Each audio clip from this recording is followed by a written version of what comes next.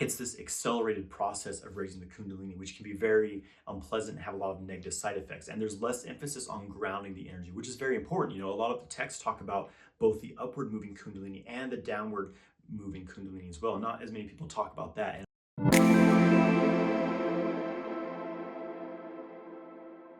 Hey guys, I'm Jonathan White. I'm here to help you master your sexual energy so that you can magnetize your ideal life. If you're interested in learning more about sexual mastery, make sure you subscribe to my channel and hit the bell icon to stay notified when I release new videos. Make sure you grab my free ejaculation control guide. There's a link in the video description below. So semen retention and Kundalini, do these things relate to each other? Does practicing semen retention lead to Kundalini awakening?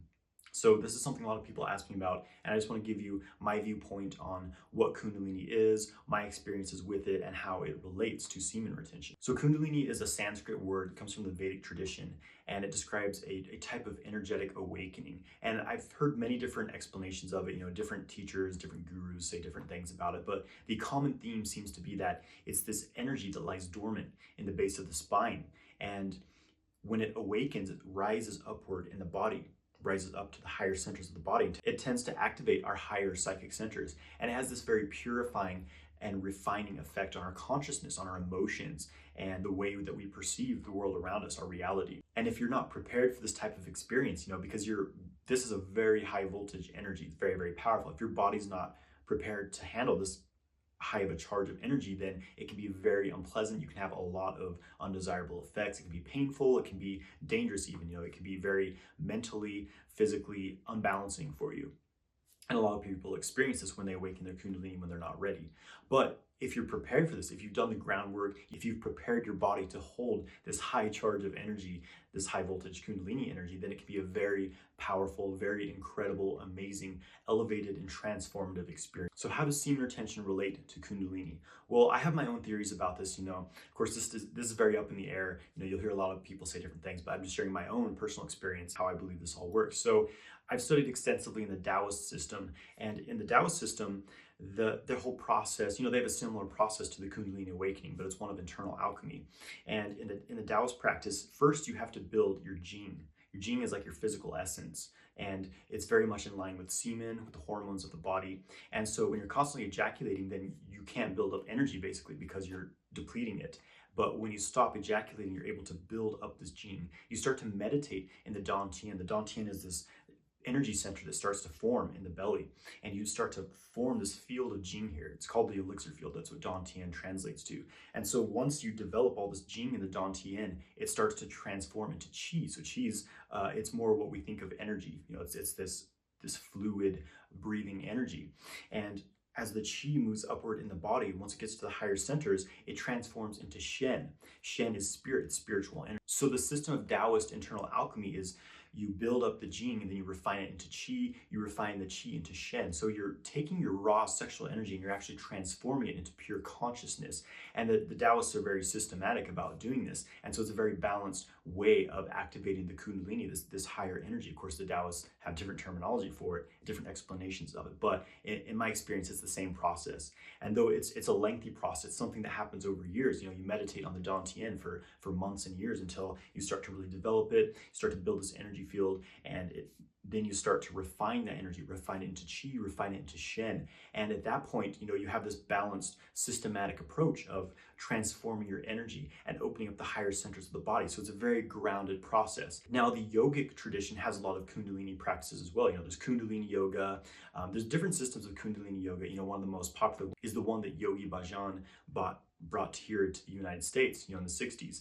But there's many systems of Kundalini. Traditional Tantra involves awakening the Kundalini, Hatha Yoga. So there's many different systems of attaining basically the same thing. But from my experience, the Kundalini Yoga is very, very fiery. It's very forceful.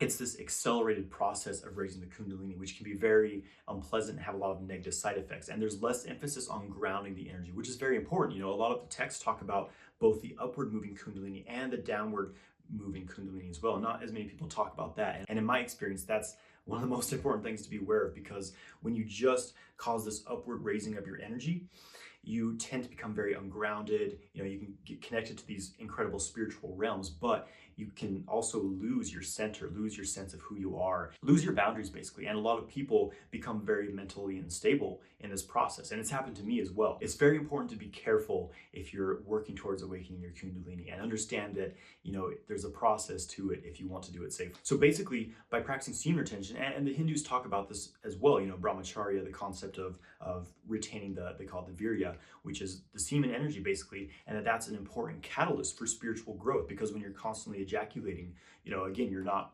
able to build up energy, which you can refine into spiritual awareness. So by practicing retention, you build this gene field, this virya, and you're able to transform it by holding it in the body, by meditating. It's not going to happen on its own. This is a common misunderstanding that some guys think, well, if I just practice semen retention, I'm going to have a Kundalini awakening.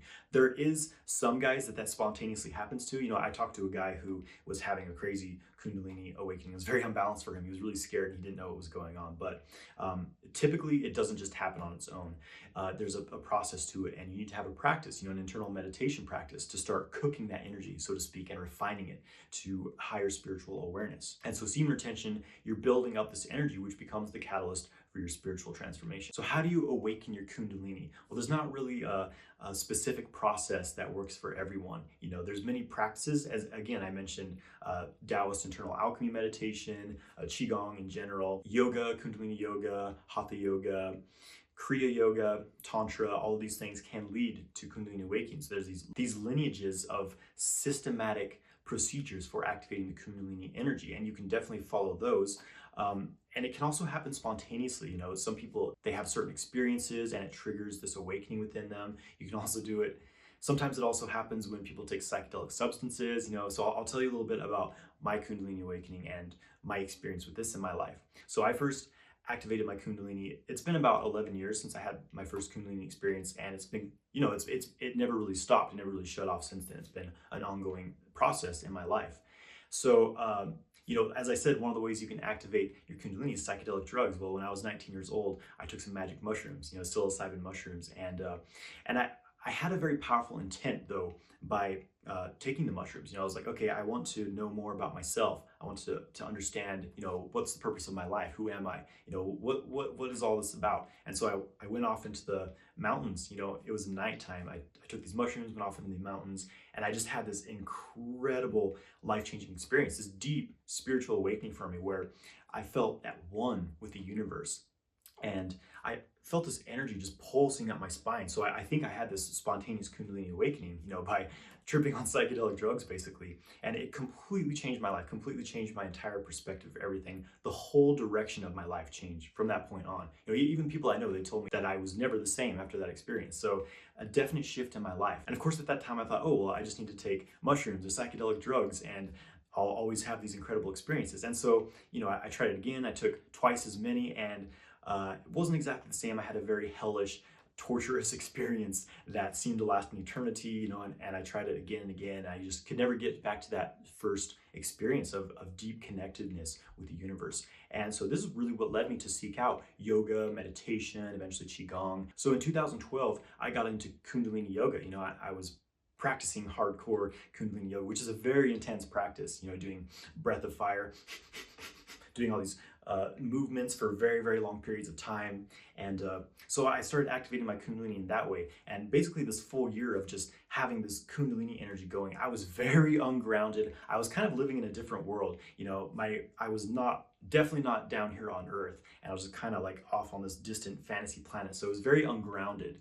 And that's what led me to seek out Qigong, because I heard Qigong was very grounding, very balancing. So as I started practicing Qigong, immediately I was able to ground this intense, fiery, upward rising energy of Kundalini. And it really changed my life, because now I could relate to the physical world, and still be connected to spiritual dimensions. So that taught me just how important being grounded is when working with these intense spiritual energies. So I started studying the path of Taoist practice, which is all about a grounded, balanced spiritual awakening, versus the path of fire, just trying to transcend the physical realm, get straight into the energetic heavenly realms. So practicing Qigong and Taoist meditation helped me to really balance this energy, and like I said, it's still going.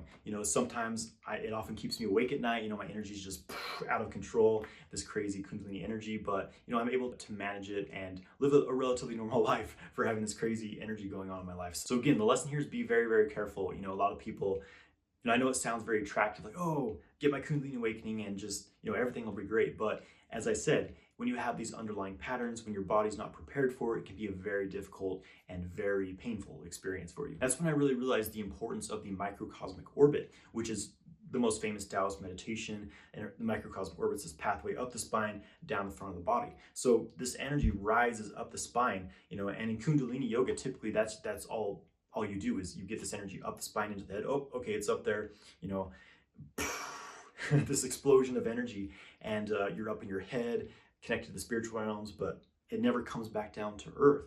And that's what causes extreme imbalance in people. So the microcosmic orbit, you bring the energy up, but you create this pathway down the front of the body, the water path, descending energy, grounds the energy, bring it back down to earth. It's this dynamic between heaven and earth. If you just try to shoot up to heaven, then you're escaping the physical realm, but that's half the entire experience here being a human. So it's about finding this balance between heaven and earth, and that's what the microcosmic orbit represents. So ever since I started doing the microcosmic orbit, doing qigong practices, which are very earth-centered, very grounding, my energy has been very, very powerful, but very balanced and maintainable, sustainable.